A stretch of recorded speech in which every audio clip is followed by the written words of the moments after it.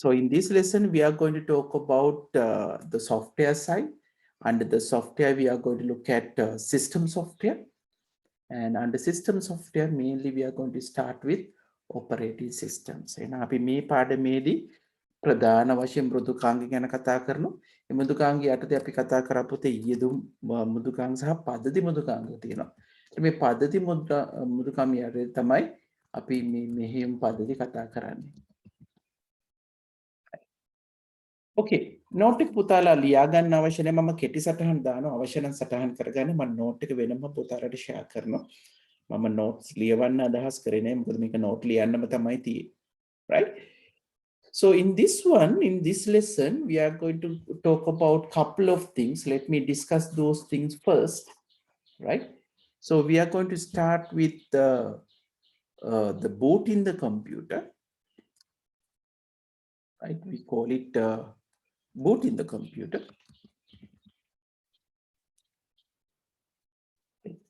So that's the first one. It can be computer on කරාට පස්සේ මේකට අපි කියන boot වෙනවා. එහෙනම් power එක දුන්නාට පස්සේ මොකද්ද වෙන්නේ කියන එක කතා කරනවා. Then we will talk about the software and the two types I told you, like under software we are going to talk about system software, right? Under this we are going to talk about system software. අපි කියනවා පද්ධති මෘදුකාංග.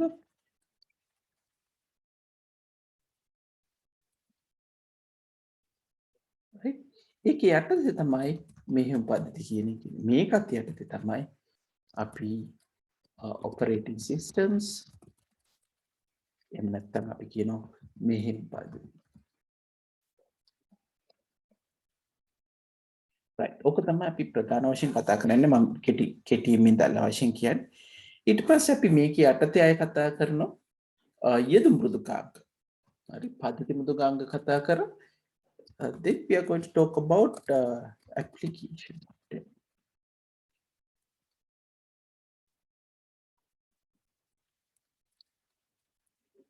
ඒ කියන්නේ අපි කියන යෙදුම් මෘදුකාංග.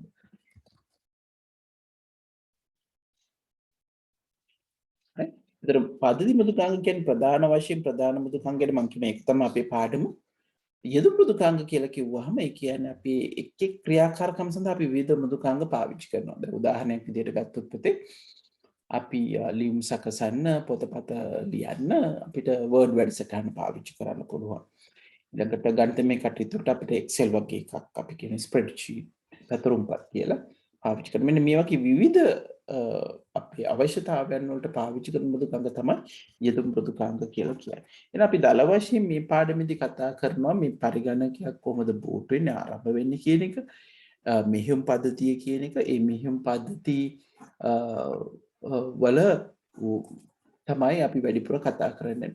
ඒතර මේ මෙහෙයුම් පද්ධතිය යටතේ අපි මොනවද තියෙන උදාහරණ කතා කරනවා. මෙහෙයුම් පද්ධති සඳහා තියෙන උදාහරණ we are going to talk about some example operating systems, the types of operating system, පද්ධති වර්ග තියෙන පුතේ එක් එක් කාර්යයන් සඳහා අපි මේ operating systems පාවිච්චි කරනවා.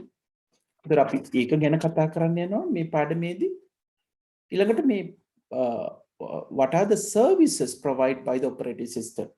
අපි මෙහෙයුම් පද්ධතියක් ගත්තට පස්සේ ඒකෙන් දෙන සේවාවන් මොනවද? ඇයි අපිට මේ මෙහෙයුම් පද්ධතියක් ඕන වෙන්නේ? හරි. ඊළඟට අපි කතා කරා user interfaces.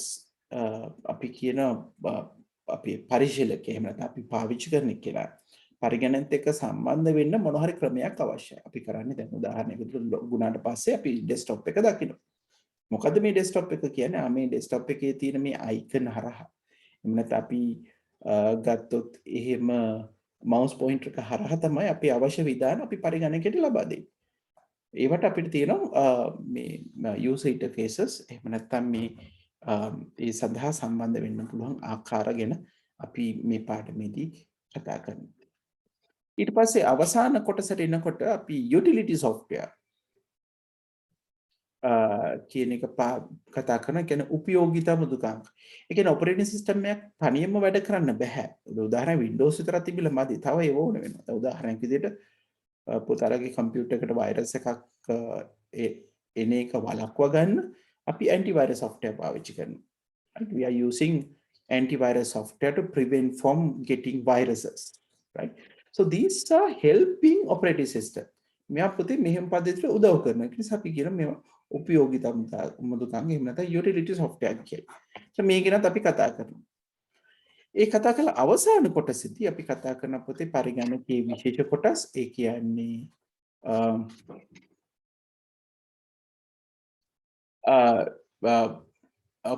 පාර්ටිෂනින් කරන හැටි කොටස් වලට වෙන් කරන්නේ කොහොමද ෆෝමැට් කරන්නේ කොහොමද ෆ්‍රැග්මන්ට් කරන්නේ කොහොමද මෙන්න මේවා අපි කතා බහ කරනවා රයිට් එහෙනම් මම දල වශයෙන් අදහසක් දුන්නා මොනවද අපි මේ පාඩමේදී කතා කරන්න යන්නේ කියලා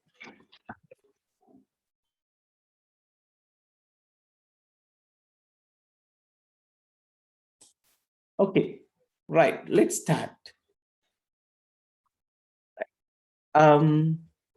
let me first start with the booting part මං කාගෙන් හරි ඇහුවොත් මෙන්න මෙහෙම පුතේ ඔයගොල්ලෝ power on කරොත් මොනවද දකින්නේ what do you see when you switch on the computer yes anyone ඔව් මලින්ද කියන්න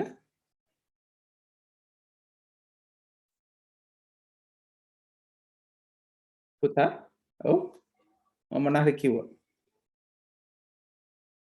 අපි switch on කරොත් මොකද වෙන්නේ computer එක you switch on the computer power button එක එබුවොත් what will happen time එක පේන time එක පේනවා වෙන date එක ඔව් date එක පේනවා වෙන password එකක් දාලා තියෙනවා password එක පේන ඒ ඔක්කොම එන්න කලින් මම මේ අහන්නේ ඔයා කියන්නේ මුලින්නේ නේද මුලින්ම ඔපපු ගම when you switch on the computer right what do you see මොනවද දකින්නේ computer ඒ වර්ගේ පේන්නේ කොහොමද පේන්නේ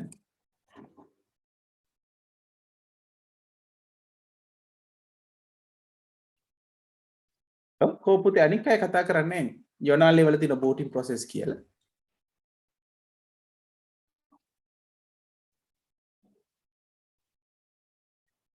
right what do you see computer on කරපු ගමන් මොනවද දකින්නේ කියලා මම අහන්නේ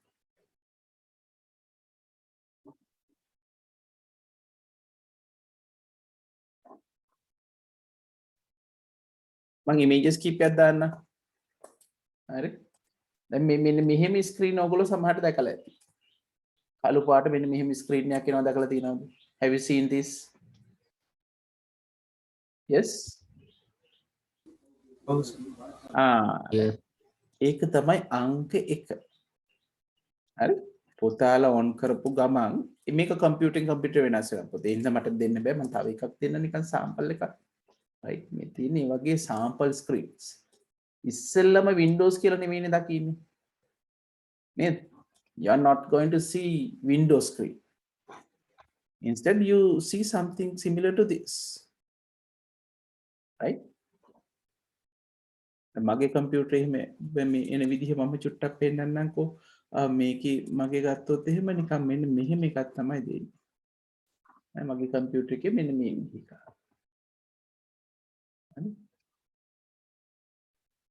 මෙන්න මේ වගේ ස්ක්‍රීන් එකක් තමයි දෙන්නේ මම පුතාලට පේනවා ඇති අපේ ස්ක්‍රීන් එක on කරපු ගමන් when you switch on the button you see a black screen with white text නේද හරිද පුතේ මුලින්ම අපි දකින්නේ වගේ black screen එක white text එකක් එනවා මේකේ මොනවද පෙන්නලා තියෙන්නේ නිකන් බැලුවොත් එහෙම පුතාලට පේනද මොනවද මේකේ පෙන්නලා තියෙන්නේ what do you see in these screens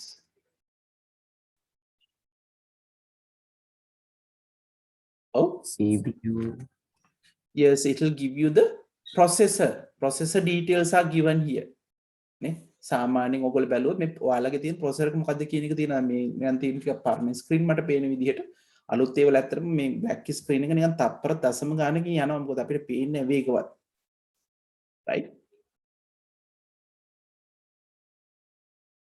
lap එකෙත් මේක එනවා දෙන ඉතින්.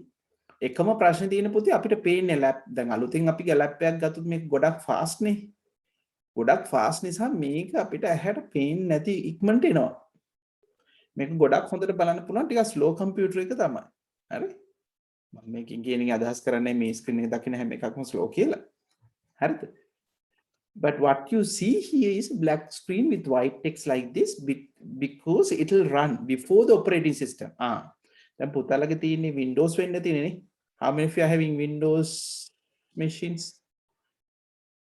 ඔක්කොටම Windows machines තියෙන.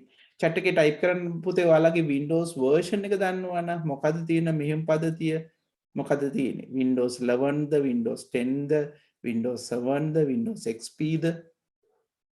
Right? ටක් ගාලා type කරන යන්න. Right. Okay. මම මේ එතෙන් එන්න කලින් මේ අපේ තියෙන Windows version එකට කලින් Windows load වෙන්න කලින් තමයි. හරි?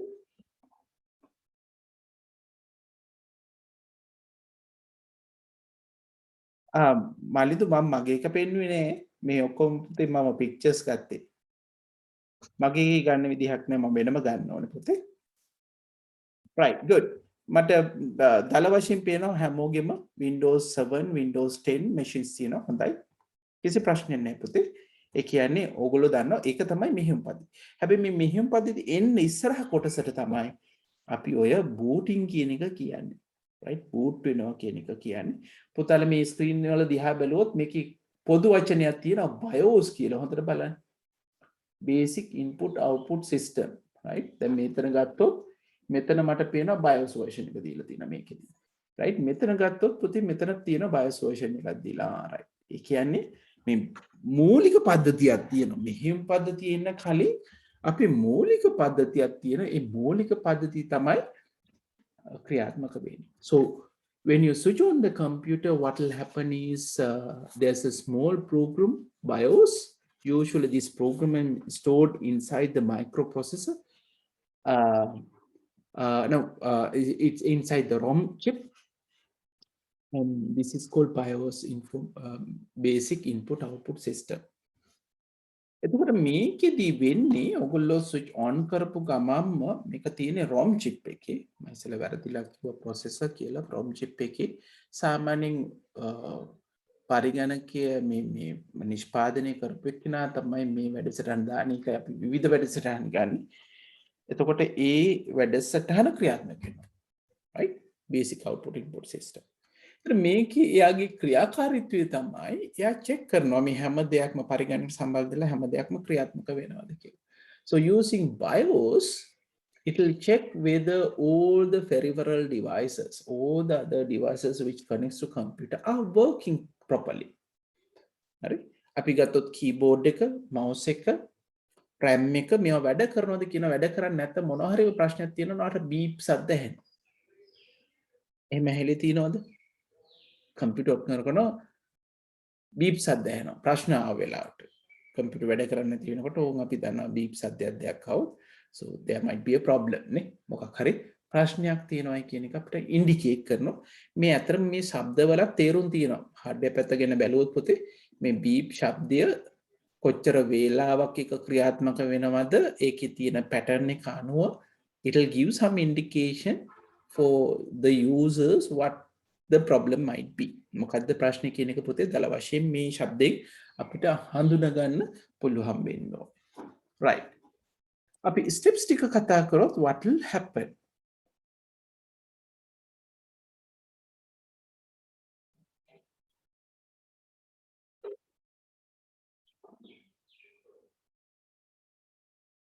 right. තරෝෂි හොඳ ප්‍රශ්නයක් අහලා තිබුණා මේක ඇත්තටම ඉස්සරහට එන එක. පුතාලා දාලා තීම් එක වෙනස් වෙලා black screen එක එනවා කියනවනේ. හරි. එහෙම වෙන්න හේතුවත් මම චොට්ටක් කියන්න මම මේක ගැන කතා කරන්න එනවා. දැන් සාමාන්‍යයෙන් මෙහෙම පද්ධතිය ගත්තොත් මෙහෙම පද්ධතියක් මේ operating system එකක් කියන එක අපි මිලදී ගන්න ඕනේ. Windows 7, Windows 10 නේද? ඊළඟ එක Windows 11 නේ. ඒතකොට මෙන්න මේවා අපි purchase කරන්න ඕනේ. ඒවා free නෙමෙයි. ඒවා commercial software. ඒතර දැන් අපේ තියෙන එක genuine Windows version එකක් නෙමෙයි නම් ඒක Microsoft identify කරගත්තාම ඒගොල්ලෝ ඒක දක්වන්න තමයි black screen එකක් දෙන්නේ. දැන් මේ බහුතරයක් පුතාලගේ black screen එකක් එනවනම් ඒකට එක හේතුවක් තමයි පුතේ ඔයාගේ Windows එක original නොවීම. original වුණාම ඒක change කරන හැම වෙලේම මේ Microsoft එකේ ඒගොල්ලන්ගේ වැඩසටහන වලින් ඒක change කරනවා. It will indicate that you are not using a genuine Windows. හරි. So that will indication of if you are getting black screen, it will indication of you are using a pirated Windows version. Malinda මොකක් හරි කියන්න හැදුවා. කොහොමද black screen එකකින් දැන් සාමාන්‍යයෙන් පුතේ ඕගොල්ලන්ගේ desktop එක අපි දැන් theme එකක් එහෙම දාලා background එහෙම change කරාට පස්සේ හැම වෙලෙම ඒක black screen එකට හරවනවා නම් අපි ආරම්භ කරන්න ගියාට පස්සේ හරි එතකොට ඒ කියන්නේ මගේ තියෙන ඔරිජිනල් නෙමෙයි කියලා. ඒතර කවුරු හරි එවුවොත් මම මේකට මොකද කරන්න දෙයක් නෑ පුතේ. එකක් තමයි අපිට මේ විදිහට යන්න ඕනේ. එහෙම නැත්නම් අසාමාන්‍ය Windows එකක් රුපියල් 23000ක් හෝ 15000ක් මෙන්න මේ යගේ යන්නවල තියෙන පුතේ price එක. අපි අලුතෙන් purchase කරන්න. උතර දෙකයි තියෙන්නේ. ඉතින් අපේ විදිහට තියෙන්නේ ඒකත් එක්ක යන්න තමයි. right? එහෙම නැත්නම් ඔයගොල්ලෝ switch වෙන්න ඕනේ Linux වලට. අපි කියන Ubuntu ගැන එහෙම අපි කතා කරන ඉදිරියට මේවා free and open source software. So we have free and open source operating system. You don't have to pay for it. දැන් පුතාලගේ ෆෝන් එකේ තියෙන Android නම් මේ Android එක හැදලා තියෙන්නේ මේ Linux උඩ. ඒ කියන්නේ Linux kernel කියලා කියන එක ප්‍රධාන කොටස අරගෙන තමයි වෙනස් කරලා තියෙන්නේ. ඔයගොල්ලෝ දන්නවා Google තමයි මේ Android operating system එක හැදුවේ. right? ඒක free and open source. කෙනෙක් මම අහලා තියෙන Windows 11 update එක original නැද්ද කියලා. දැන් මෙහෙම පුතේ original එක freely දෙනවා කියලා තියෙන්නේ ඔයාලගේ version එක original නම් විතරයි. When you purchase the computer, if you get the original Windows, then you can freely update to Windows 11. දැන් මේ අලුතෙන් කියලා තියෙන විදිහට පුතේ ඔයාලන් freely update කරගන්න පුළුවන් Windows 11 වලට original තියෙනවා නේද? right. පුතාල මගෙන් ඇහුවොත් මොකද්ද මේ Linux Windows ද වැඩියෙන් හොඳ කියලා එහෙම එකක් නෑ පුතේ. අපි සාමාන්‍යයෙන් පාවිච්චි කරන අය වැඩිපුර පාවිච්චි කරන්නේ Windows version එක. හැබැයි ලෝකයේම තියෙන හොඳම පරිගණක ගත්තොත් ඒ හොඳම පරිගණක මම කියව සුපර් කම්පියුටර්ස් අපි මුලින්දීම කතා කරා. මේ සුපර් කම්පියුටර්ස් වගේ ක්‍රියාත්මක වෙන්නේ පුතේ Linux මෙහෙයුම් පද්ධතිය උඩ. ඒතර මේ Linux මෙහෙයුම් පද්ධතියෙන් ගොඩක් පාවිච්චි කරන්නේ technical people කියලා අපි කියනවා. ඒ කියන්නේ පරිගණක පිළිබඳව ඉදිරියට ඔගොල්ලෝ හොඳක් ඉදිරියට ඉගෙන ගන්නවා නම් මේ Linux ගැන හොඳට දැනගන්න ඕනේ. ඒතර Linux පාවිච්චි කරන ගොඩක් වෙලාවට හොඳ අවබෝධයක් තියෙන අය. හැබැයි අපි සාමාන්‍ය පාවිච්චි කරන බහුතරයක් පාවිච්චි කරන්නේ Windows. ඒක නිසා ඇත්තටම කිව්වොත් මෙහෙම කියන්න පුළුවන් පුතේ Windows වල කරන හැම දෙයක්ම අපිට Linux වලදීත් කරන්න පුළුවන්. right. ප්‍රශ්න ගොඩයි පුතේ Linux කොහොමද ගන්න කියන එක මම කියන්නම් පුතේ එතනදී උදාහරණයක් විදිහට ඔයගොල්ලන්ට පුළුවන් පුතේ CD එකක් හරහා මේක install කරගන්න අවශ්‍ය නම් එහෙම නැත්නම් අපි කියන live CD install කරගන්න නැතුව run කරන්න පුළුවන්. USB pen එකක උනත් මේ Linux run කරන්න පුළුවන්. USB pen එකක් ගහලා pen එකෙන් boot කරලා මම මේ ටික ගැන ඉදිරියට කතා කරනවා. එහෙනම් දැනට ওই ප්‍රශ්න ටික තියාගෙන ඉන්න. ඒ අදාළ තැනදී අහන්න. හරි අදාළ තැන කියලා කියන්නේ අපි Windows Linux ගැන කතා කරනකොට පුතාලා ওই ප්‍රශ්න ටික ආයෙ පාරක් මගෙන් ওই විදිහටම අහන්න. මම ඒ ගැන වැඩිපුර කතා කරන්න. හොඳයි. පුතේ එහෙනම් අපි මුලින්ම කතා කරමින් හිටියේ මේ booting වලදී මොකද වෙන්නේ? So what will happen during the boot time? right? computer එක on කරාම මොකක්ද වෙන්නේ කියන එක තමයි පුතේ අපි කතා කරමින් හිටියේ. right.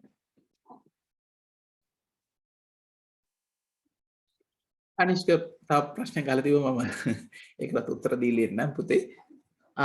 පුතේ අපිට එකපාර කියන්න බෑ මේ තියෙන Windows එක genuine ද නැද්ද කියලා. පුතාලට genuine Windows එකක් හම්බ වෙන සාමාන්‍ය ඔකේ key එකක් තියෙනවා. අපි කියනවා license key කියලා.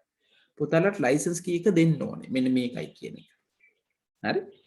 ඊළඟට ස්ක්‍රීන් එකේ ගොඩක් වෙලාවට ඔයගොල්ලෝ properties ගිහපුවාම ස්ක්‍රීන් එකේ පෙන්වන්න ඕනේ මේක genuine කියන එක නැත්නම් අපි අහනවා activate කරන්න කියලා.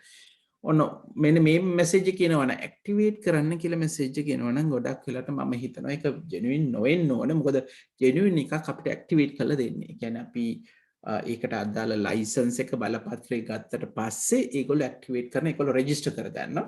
ඒතර ඒ රෙජිස්ටර් කරගත්තට පස්සේ පුතාලට පුළුවන් ඒ රෙජිස්ටර් කරගත්තට පස්සේ ඇක්ටිවේට් කරගත්තට පස්සේ ওই ප්‍රශ්නේ ඉන්නේ නෑ පුතේ. එහෙනම් ඔයාලට මේ ඒක කම්පියුටරේම නේ තියෙන ලයිසන් ඔව් ලයිසන්ස් එක තියෙන කම්පියුටරේ තමයි දැන් අපි ජෙනුයින් එකක් ගත්තා නම් පොතේ ස්ටිකර් එකක් එනවා ඒකේ හුඟක් වෙලාවට කම්පියුටරේ පිටිපස්සේ ආලෝල තියෙනවා ඒකේ මේ ජෙනුයින් Windows version එක මෙන්න මේකයි කියන එක. එහෙම නැත්තත් ඒක තියෙන්න ඕනේ. එහෙම කී එකක් තියෙන්න ඕනේ. හදිසියට අය රීඉන්ස්ටෝල් කරද්දී ඒ කී එක ඕනේ. නිසා පුතාලට ඒ කී එක අපි දෙන්න ඕනේ. ඒක ඔරිජිනල් බොහෝ විට ඔයගලන්ට ලැබෙනවා පුතේ. රයිට් දැන් මම පාවිච්චි කරන ගොඩක් වෙලාවට පුතේ අපිට විශ්වවිද්‍යාලෙන් අපිට හම්බෙනවා මේ මෙහෙම පද්ධතියින් එහෙම හම්බෙනකොට අපිට ඒ කී එකක් ලැබෙනවා. මෙන්න මෙහෙමයි කියලා අංක කීපයක් තියෙන කී එකක් ලැබෙනවා. හොඳයි ප්‍රශ්න ගොඩයි. හොඳයි පුතේ ප්‍රශ්න අහන එක හොඳයි. right හොඳයි. සමහර අයට මේ කී එක ලැබිලා ඇති සමහර අයට කී එක ලැබිලා නැතුව ඇති. ඔයගොල්ලන්ට ඇත්තම නම් ඒ කී එක ඔයාලට ගාව තියෙන්න ඕනේ personally. ඒක genuine කියන්න නම් ඒ තමුන්ටම කියලා කී එකක් ලැබෙන්න ඕනේ. නමුත් අපි ලංකාව වගේ රටක් ගත්තොත් ගොඩක් වෙලාවට පොතේ මේ මෙහෙම පද්ධතියට වෙන මුදලක් ගෙවන්නේ නැහැ. මොකද කම්පියුටරේට තව රුපියල් 20000ක් විතර වැඩිපුර ගෙවනවා වෙනුවට ගොඩක් වෙලාවට සමහර වෙලාවට අපිට ඔරිජිනල් එක නැතුව ඉන්ස්ටෝල් කරලා දෙන වෙලාවල් තියෙනවා. right okay දැන් බලමු මොකද වෙන්නේ කියලා. let's start with booting now.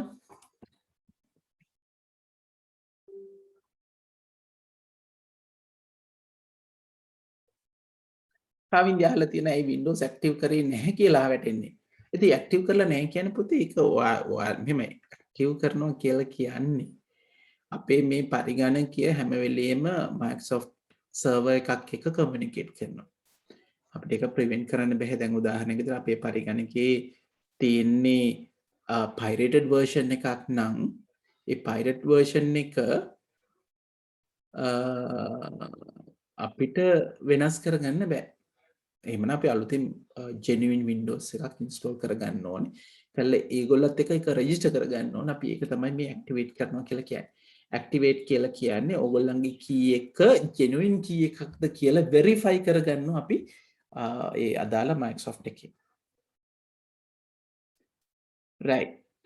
චමෝදුත් ප්‍රශ්නයක් අහලා තිනවා Photoshop free ගන්න බැරිද කියලා.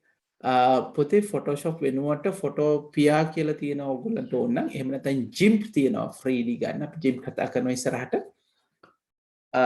එතකොට ඒවා ෆ්‍රී. හැබැයි Photoshop කියන එක ෆ්‍රී ගන්න බෑ. අපිට ඇත්තටම කියන්න නම් පොතේ කිසිම software එකක් ෆ්‍රී ගන්න බෑ. ඒක open source නැත්තම්. අපි කරන්නේ එතකොට වෙන කෙනෙක්ගෙන් pirated copy එකක් ගන්න එක. එතන මතක තියාගන්න පොතේ pirated copy එකක් කියන්නේ original නොවුනොත් there are other side effects. හරි කියන්නේ ප්‍රශ්න තියෙනවා. අපි පාවිච්චි කරන්නේ genuine Windows නෙවෙයි නේද? හරි. ඉතින් ඒවට මුහුණ දීගෙන තමයි යන්න වෙන්නේ. right. මම හිතන්නේ අපි පාඩමට යමු. ප්‍රශ්න ගොඩක් තියෙන පුතේ සැරින් සැරේ මම ඔයාලගේ ප්‍රශ්න වලට උත්තර දෙන්න උත්සාහ කරනවා. right. මුලින්ම when you are booting the computer what will happen when you power up you can switch on කරාට පස්සේ CPU activates. Central process unit එක ගැන කතා කරන්නේ මධ්‍යම සැකසුම එකක ඇක්ටිවේට් වෙනවා. ඒ ඇක්ටිවේට් කරනවා මම අර කිව්ව BIOS කියන එක. Basic Input Output System. right? මේක ක්‍රියාත්මක කරනවා. හරි. ඒකේ යටතේ මේ BIOS එක ක්‍රියාත්මක මම කියවනේ මේකේ තමයි මේ අපේ Windows වලට කලින් එහෙම නැත්නම් අපේ ප්‍රධාන මෙහෙම පද්ධතිය කලින් ක්‍රියාත්මක කුඩා වැඩසටහන කියලා it will activate was something called power on self test post කියලා අපි කියනවා. එතකොට මේක යටතේ ඉස්සෙල්ලම හරි BIOS එක තමයි activate වෙන්නේ. CPU activates BIOS. මම මේක type කරන්න අපිට. CPU activate කරනවා BIOS එක. right. so CPU මුලින්ම activates BIOS. basic input output system එක. And then the first program which will run is called post. අපි කියනවා power on self test. post කියලා කියන්නේ. Right. එයා බලනවා මේ post එකකින් it will check whether all the hardware and all the hardware whether they are functioning properly. ඔක්කොම hardware කොටස් වැඩ කරනවද කියලා අහනවා. හරි? power of self test කියන එකෙන් අහනවා මේ hardware කොටස් වැඩ කරනවද කියලා. ඒක උනාට පස්සේ එතන තියෙනවා පුතේ master boot record කියලා. අපි කියන්නේ MBR. ඒ කියන්නේ අපේ hard disk එකේ මුලින්ම කොටස් වල ලියලා තියෙනවා පුතේ මොකද්ද run වෙන්න ඕනේ කියලා. MBR කියලා කියන්නේ master boot record. දැන් උදාහරණයක් විදියට පුතාලගේ කම්පියුටර් එකේ operating system දෙකක් තියෙනවා නම් අපි ඉගෙන කතා කරන විදිහට පුතාලට අවශ්‍ය නැ operating system ගණනාවක් පුතාලගේ පරිගණකේ තියාගන්න පුළුවන්. ඒතර කොයි එකත් එකද ක්‍රියාත්මක වෙන්නේ කියන අවශ්‍ය තොරතුරු තමයි මේ master boot record කියන එකේ තියෙන්නේ. හරි? master boot record එකේ තියෙන්නේ මේ කොයි වැඩසටහනෙන්ද ක්‍රියාත්මක වෙන්න ඕනේ කියලා. හරි? ඒතර මෙන්න මේකේ දීලා තියෙන්නේ මේ bootstrap loader කියලා අපි කියනවා. මේ boot වෙද්දී අවශ්‍ය අදහස් තියෙන එක තමයි තියෙන්නේ. right? ඊට පස්සේ මොකද වෙන්නේ? මෙන්න මේ master boot record එකේ තියෙන උදාහරණයක් අපි හිතමු Windows තමයි තියෙන්නේ කියලා. Then it will load the operating system into RAM. හරි. මේ operating system එකට අදාළ තියෙන හැම විධානයක්ම ප්‍රධාන මතකයේ වෙත යොමු කරනවා. එහෙනම් ඇත්තටම operating system එක load වෙනවා කියන අමුතු දෙයක් නෙමෙයි. ඔයගොල්ලන්ගේ hard disk එකේ තියෙන ඒ operating system එකට අදාළ විධානයන් ඔක්කොම ප්‍රධාන මතකයට ලබා ගැනීම තමයි වෙන්නේ. Right? When you switch on, all the instructions you need for the operating system will be loaded into the RAM. Right? මෙන්න මේ process එකට තමයි අපි booting කියලා කියන්නේ. So this whole process is called, right, booting. Operating system එක ආවට පස්සේ එයා තමයි ඔක්කොම control කරන්නේ. So operating system takes over the control and the whole process දැන් මම මුලින් අගට කිව්වා, right? It'll the booting, the boot up process කියලා කියනවා අපි. අපි මේකට කියනවා boot up process කියලා.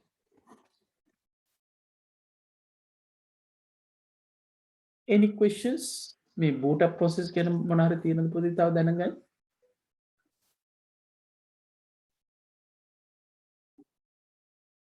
මම අය පාරක් කියොත් මුලින්ම වෙන දේ තමයි මෙහෙම පද්ධතිය තියෙනවා පුතේ hardware තියෙනවා ඊට පස්සේ firmware ස්ථිරාංග තියෙනවා මෙන්න මේවා තියෙනවා. ඒතර මේකේ මුලින්ම දකින්නේ මේ firmware ස්ථිරාංග, right? ඒ firmware වලින් එතකොට මේ මම තිබු text screen එක පුතාලා ඉස්සෙල්ලාම දකින්න. හරි. ඒතර විදුලි බලය දුන්නු ගමන් පුතේ මේකේ තියෙන BIOS එක basic input output system අපි සිංහලෙන් කියනවා මූලික ආදාන ප්‍රතිදාන පද්ධතිය. මේක වචනයක් කියන්නේ BIOS කියලා කියන්නේ, right? අපි කිව්වා basic input output system. ඒකට අපි සිංහලෙන් කියනවා මූලික ආදාන ප්‍රතිදාන පද්ධතිය. මෙන්න මේක තමයි කිව්වේ. ඒක තමයි පළවෙනි එක. ඊට පස්සේ දෙවෙනි එක මම කිව්වා power of self test එක සිංහල වචනයක් නෑ post කියන එක ක්‍රියාත්මක වෙනවා. මෙන්න මේකෙන් වෙන දේ තමයි it will check all the hardware and whether they are functioning properly, right? මෙතනින් post එකකින් වෙන දේ ගැන කිව්වොත් it will check all the hardware and see whether they function properly. Right? පිකත්තු දෘඩාංග නියමිත පරිදි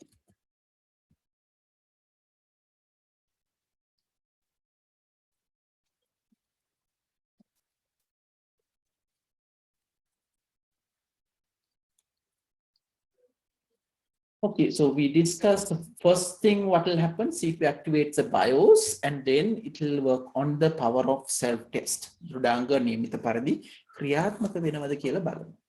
හරි? මේක නියමිත පරිදි ක්‍රියාත්මක වෙනවද කියලා බලමු. ඊළඟ පියවර